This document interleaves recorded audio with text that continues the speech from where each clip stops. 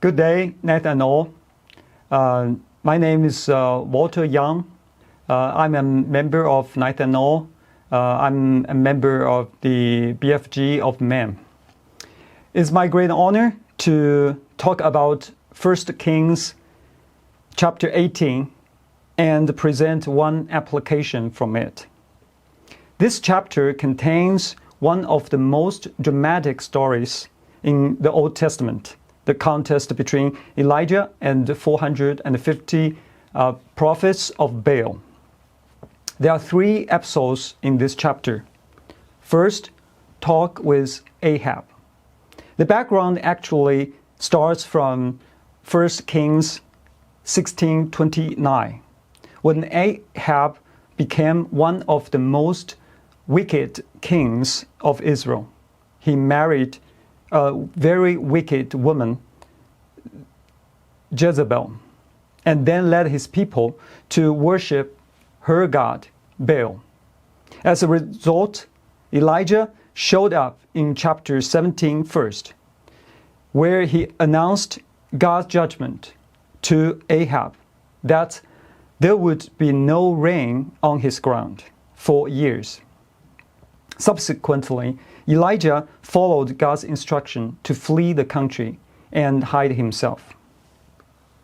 When we turn to chapter 18, Ahab and his palace administrator, Obadiah, went out to look for grass to save their animals alive. This time, Elijah didn't meet Ahab directly.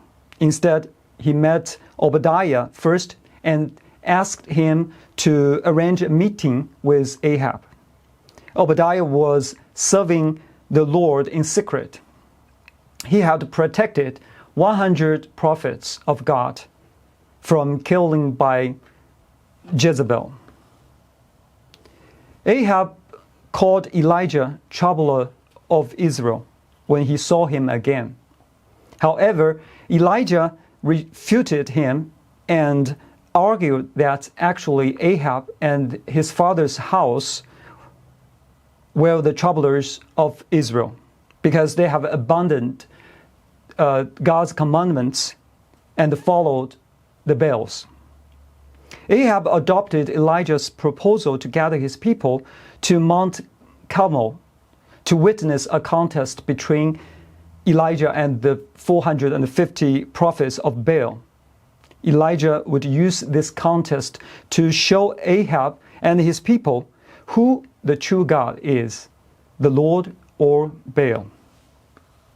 Second episode, the contest on Mount Carmel.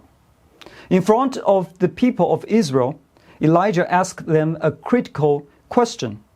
How long will you go limping between two different opinions? Actually, it was a strong criticism for those who worship both God and Baal, which violated the first commandment, "You shall have no other gods before me." Exodus chapter 20, verse 3. Meanwhile, he gave them a straightforward solution. If the Lord is God, follow him.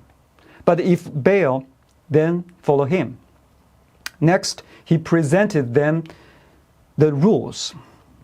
Prepare 2 bulls and wood. Each side cut a bull in pieces and lays it on the wood. Each side calls upon the name of their God. The winner is who can answer by sending fire to consume the sacrifice. Everyone was happy with the rules. Since Elijah was fully confident in the Lord, he added more difficulties on his side. He let the prophets of Baal run first, and he asked to soak his sacrifice and his wood with 12 jars of water. The contrast between the two sides was dramatic. The prophets of Baal started from morning. They kept calling upon the name of Baal. They limped around the altar. They cried aloud and cut themselves. They raved on until the time of the evening sacrifice. However, the outcome was negative. No one answered. On the other side, Elijah repaired the altar of God. He took 12 stones representing 12 tribes of Israel to build an altar in the name of God. And he prayed to God. Right after his prayer, the fire of God fell and consumed everything, including the sacrifice and the wood and even the stones and the dust and the water in the trench. It must be an extremely astonishing event people have never seen in their lives. We can imagine how frightened they were, and they knew what they have done was wrong. So they fell on their faces and said, "The Lord, He is God. The Lord, He is God." Next, they followed Elijah's command to seize all prophets of Baal and kill them. They used their action to demonstrate that they did turn their hearts back to God. The third episode, God sends the rain. On the top of Mount Carmel, Elijah bowed himself down on the earth and put his face between his knees. Then he asked his servant to go up and look for a clue of rain. In the first 6 times, nothing happened. At the 7th time, the servant saw a little cloud, like a man's hand rising from the sea. It was the rain sent by God. In a little while, it became a great rain.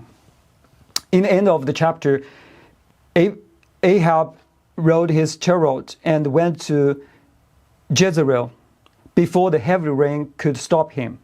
And the hand of God was on Elijah, and he ran before Ahab to the entrance of the city. Now, the last section, application. We must always remember and obey the first commandment. You shall have no God before me. For most of us as Christians, we might think that we would not violate it, as we do not worship any pagan god or follow any false religion. However, actually, we do violate it when we might worship someone or something in the world as gods, when we put them as important as or even more important than the true God in our lives. We must avoid this danger of dual allegiances between God and the world. If it happens, we should ask ourselves the same questions Elijah asked. How long will you go limping between two opinions? And repent and turn our hearts back immediately, because the Lord is God, and we shall only follow Him. Thank you. God bless you, brothers and sisters.